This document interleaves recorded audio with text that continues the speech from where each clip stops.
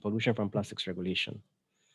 So in March 20th of 2018, Cabinet approved for the phase out of single-use disposable plastic bags, single-use disposable styrofoam, and plastic food containers.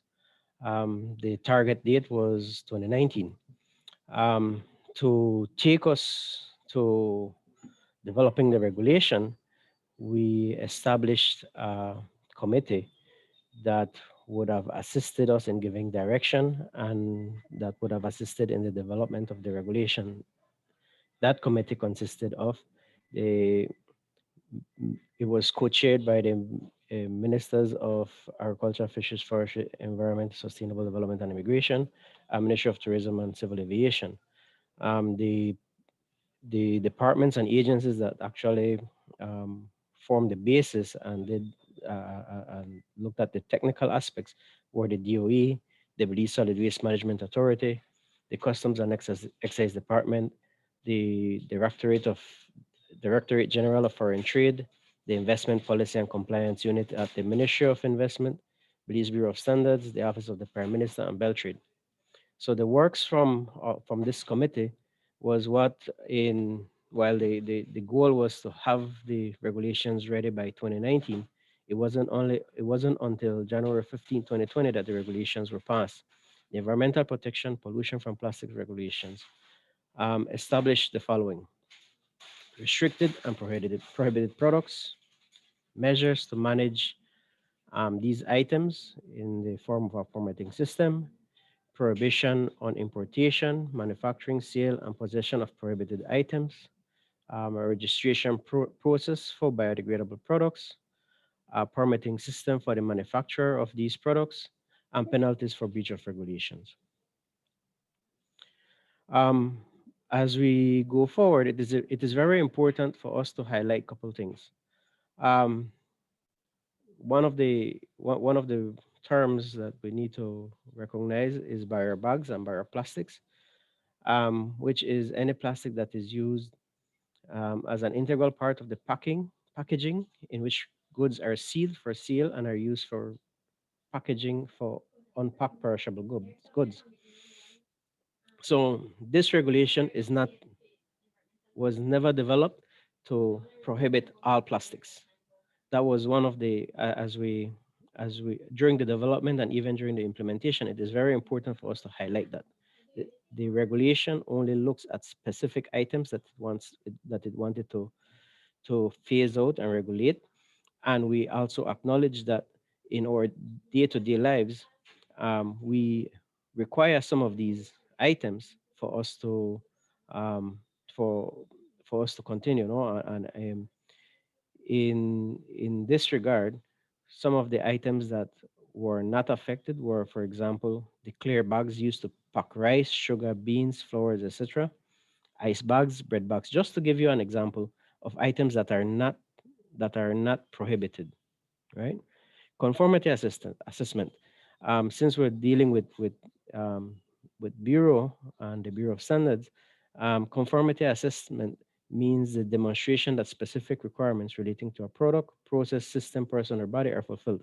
Typically conducted through quality assessment services such as sampling, inspections, testing, calibration, and certification. Conformity assessment would is or will be required when we move into or when we get that standard finalized. Items and products will have to either have a third party certificate or will have to either or would have to have a conformity assessment, meaning that a sample would be taken to a certified lab and that lab would run analysis towards against the standard. The other definition that I must bring to your attention is single use plastic product. This means that any product that is designed or intended for one time use before being disposed or recycled. So the items that we were looking at for phasing out were specifically the plastic t-shirt bags, the styrofoam cups, plates, spoons, trays, hamburger plates, the plastic, the disposable plastic cups, plates, etc. Um, so these items are designed for you to use it one time and then you dispose of it. The items or plastics that are, for example, they are the plastic plates that you can buy, that you can wash and reuse and reuse and reuse and reuse for 20, 30 years. Those are not intended to be phased out, right? Just to give you again a differentiation on some of the items. Third party certification. Third party certification means an assurance given by an independent testing laboratory that a product, service, or system meets the requirements of an established standard. So, um, this is where I am producing an item. I will take my item, send it to an independent lab, get it tested against the standard, and then the certification that that laboratory will present to me is the third party certification, and that is very important as we go forward with biodegradables.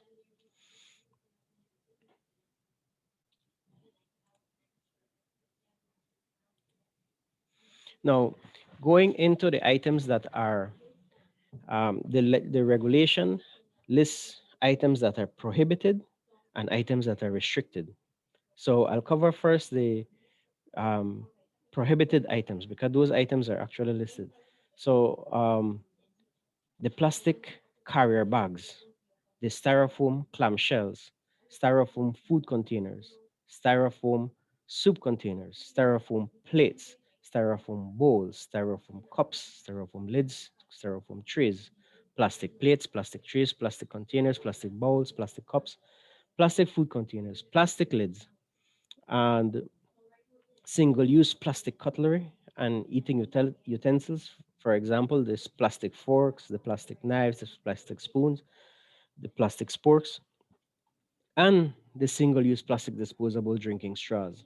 These items are the items that were being targeted by the specific regulation.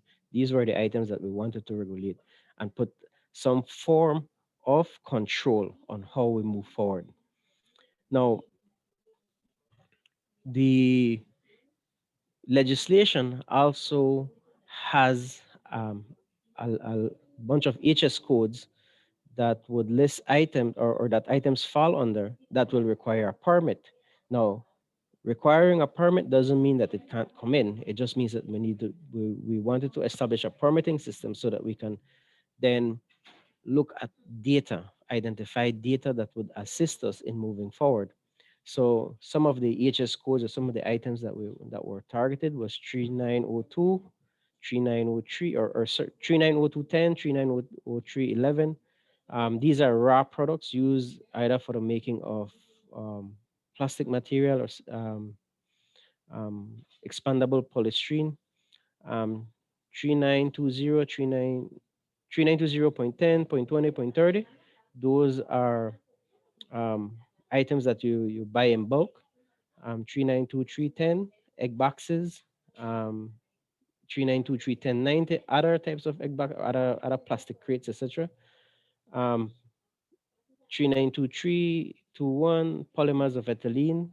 So in here you have the plastic bags, single-use plastic products. You have Ziploc bags, etc. And all of these EHS codes refer to items that we wanted to collect data on. Why we wanted to collect data? We wanted to collect data so that in the future we can make informed decisions if we have to or we want to extend um, any other controls on um, on plastic items, or if we want to establish any recycling center or anything like that.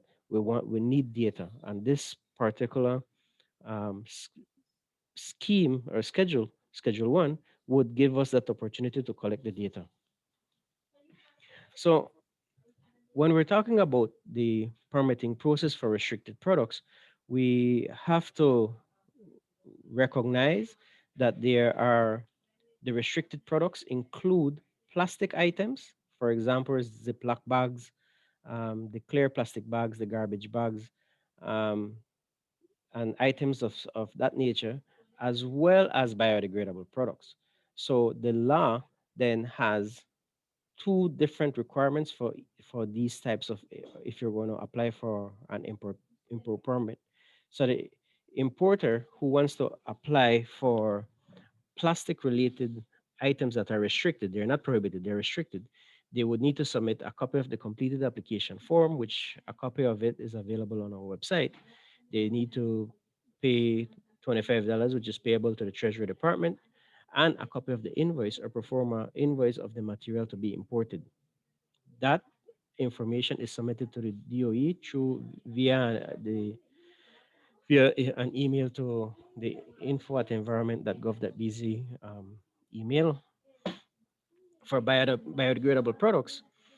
Um, the applicant must submit the same application form, pay the $25, submit a copy of the invoice, and then for those items that are biodegradable, they will need to submit a copy of the MSDS, a copy of the conformity assessment or the third-party certificate of the product, and if the item, if those documents aren't available in English, they will need to be translated and notarized in English.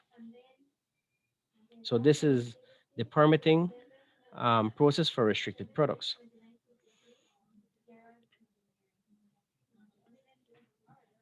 Application and clearance process. So the once applicants have these, the completed application forms are sent to info@environment.gov. We review the applications. We look at the documents that are submitted. Um, in some instances, we query information from the applicants where we have any doubts. And if there is any need for further information, we will request that information from the applicant.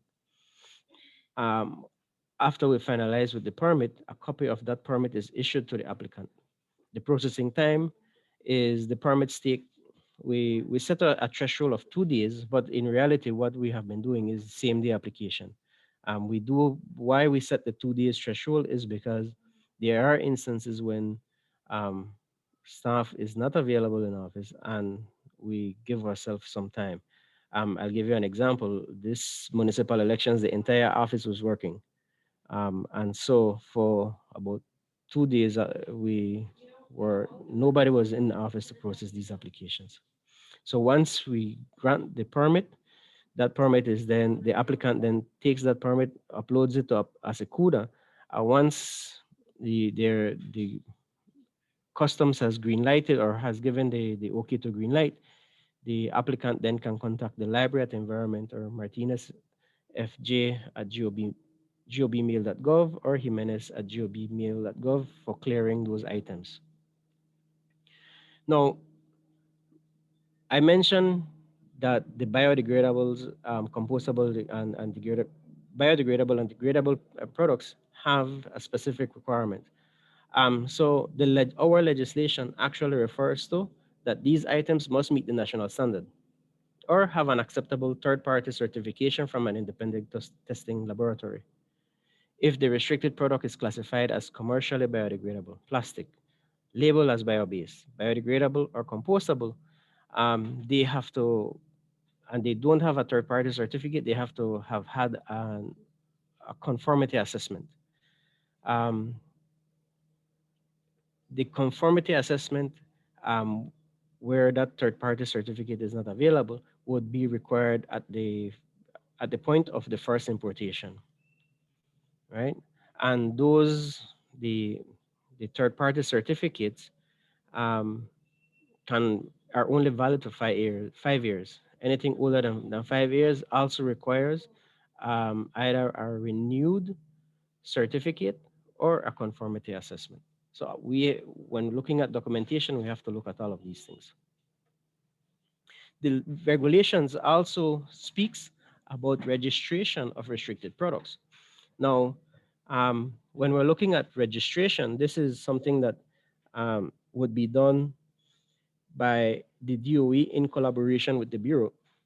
And it starts with the applicant submitting the information package. That information package would include the MSDS, the conformity assessment or the third-party certificate, and the documents for the products that they want to import. Those documents are reviewed and vetted and are shared with the Belize Bureau of Standards for comparison to the biodegradable standard. Once the bureau says okay, it does meet, then they will provide input to us, and we will notify the applicant that the product has been registered, and we will continue the processing of their applications.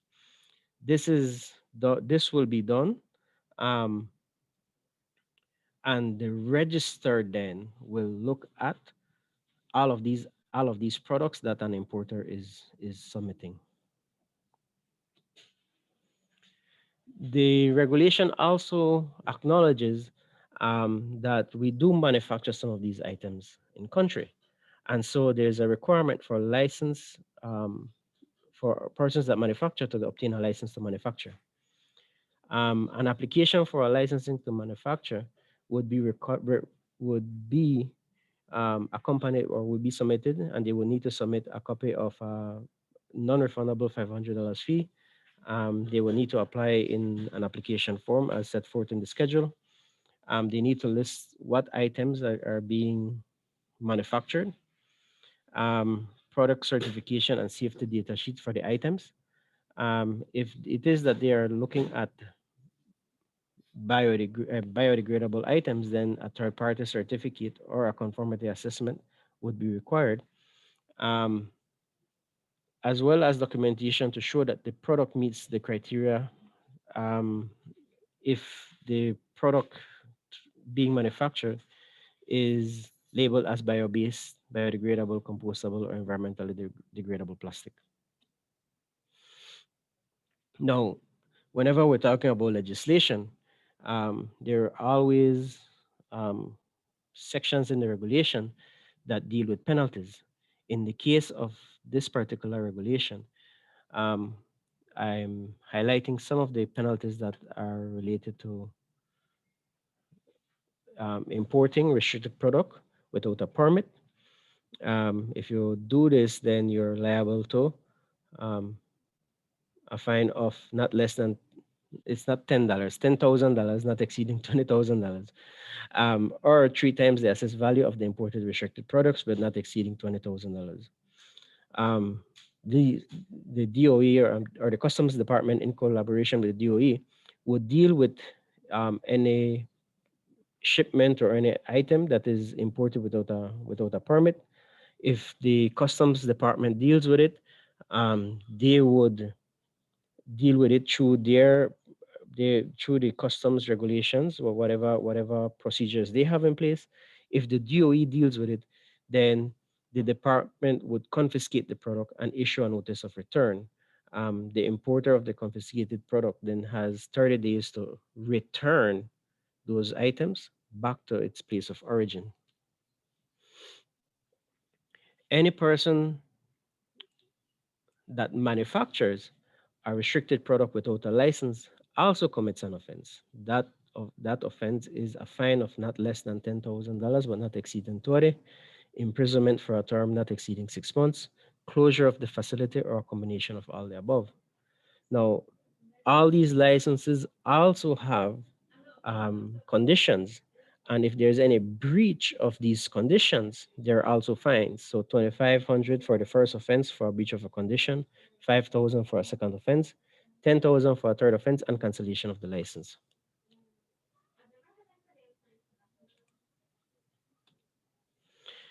And we're talking about phase out dates, and we were talking about the legislation highlighted that it's a transition.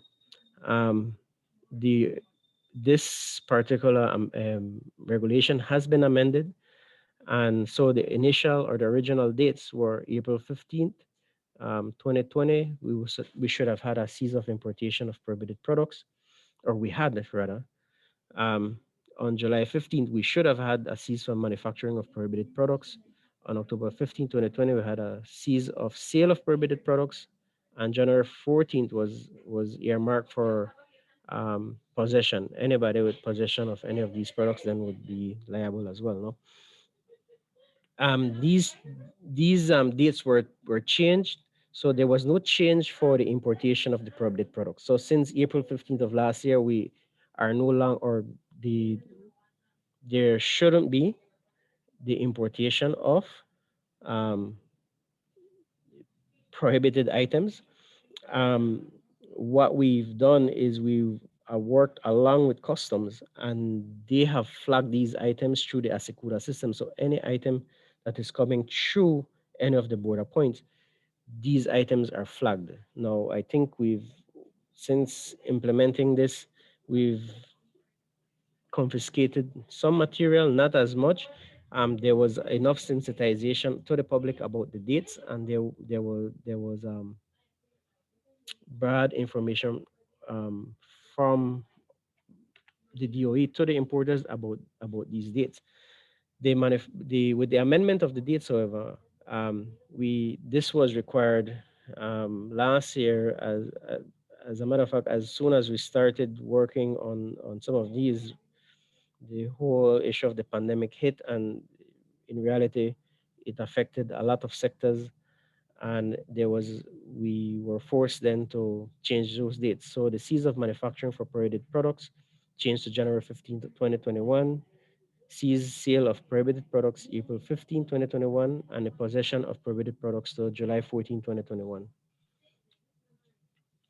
And well, that's trying to summarize the environmental protection pollution from plastics regulation.